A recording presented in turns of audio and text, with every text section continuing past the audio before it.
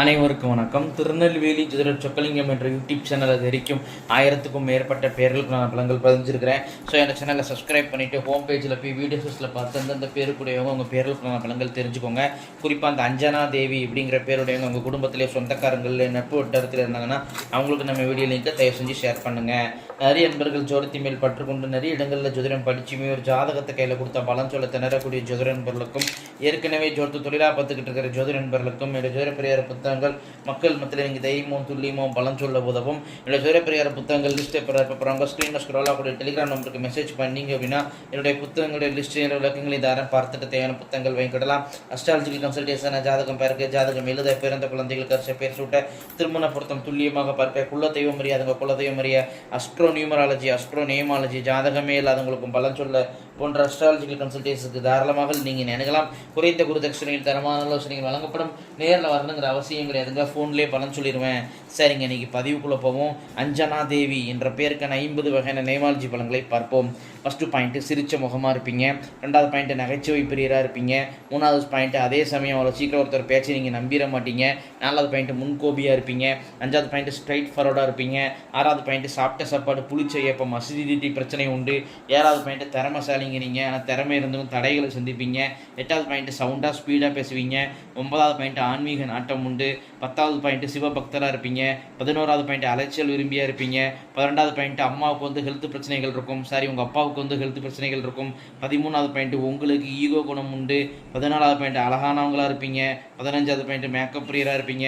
16வது point டாமினேட்டடாக இருப்பீங்க. 17வது point மற்றவங்களை விமர்சனம் செய்யக்கூடிய குணம் உண்டு. 18வது பாயிண்ட்டு எந்த ஒரு விஷயத்துலையும் கௌரவம் பார்ப்பீங்க. 19வது பாயிண்ட்டு ஒன்று உங்களுக்கு தாய்மாமா இருக்க மாட்டார், அப்படியே இருந்தாலும் அவரால் பிரயோஜனம் இருக்காது. 20வது பாயிண்ட்டு ஜோதிடம் ஆன்மீகத்தில் உங்களுக்கு ஆர்வம் ஈடுபாடு அதிகமாக இருக்கும். 21வது பாயிண்ட்டு புத்திசாலியாக இருப்பீங்க. 22வது பாயிண்ட்டு ஒருத்தரை பார்த்த உடனே அவரை பற்றி எடை போடக்கூடிய திறமை உங்கள்கிட்ட உண்டுங்க. 23வது பாயிண்ட்டு மூத்த பிள்ளை முன்கோபியாக இருக்கும். 24வது பாயிண்ட்டு புகழ் விரும்பியாக இருப்பீங்க. 25வது பாயிண்ட்டு வரட்டி பிடிவாத குணம் உங்கள்கிட்ட உண்டுங்க. 26வது பாயிண்ட்டு உங்களுக்கு பிரசவ நேரத்தில் சிசேரியன் டெலிவரி நடக்கும். 37வது பாயிண்ட்டு பூரிய சொத்துக்களில் வம்பு வழக்கு வில்லங்க பிரச்சனை சந்திப்பீங்க. 28வது பாயிண்ட் அல்சர் பிரச்சனை உண்டு.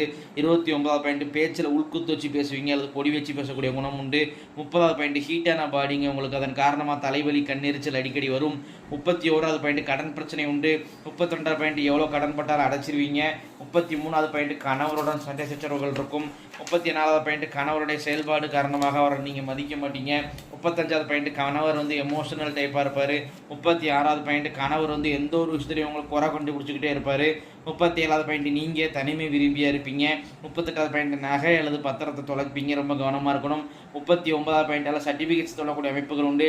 39வது பாயிண்ட் என்னடா வாழ்க்கை அது இப்போ சரி தற்கொலை பண்ணிக்கலாமா அப்படிங்கிற மாதிரி சூசைடு முயற்சி உடவை பண்ணியிருப்பீங்க. ஸோ எக்காரணத்தை கொண்டு அந்த மாதிரி நெகட்டிவ் தாட்டுகள் வளர்க்காதீங்க, அந்த மாதிரி நெகட்டிவ் செயல்களில் ஈடுபடாதீங்க, பாசிட்டிவாக வள கற்றுக்கோங்க. 40வது பாயிண்ட் ஸ்கின் அலர்ஜி பிரச்சனை உண்டு. 41வது பாயிண்ட் மாமனுடன் கருத்து வேறுபாடு உண்டு.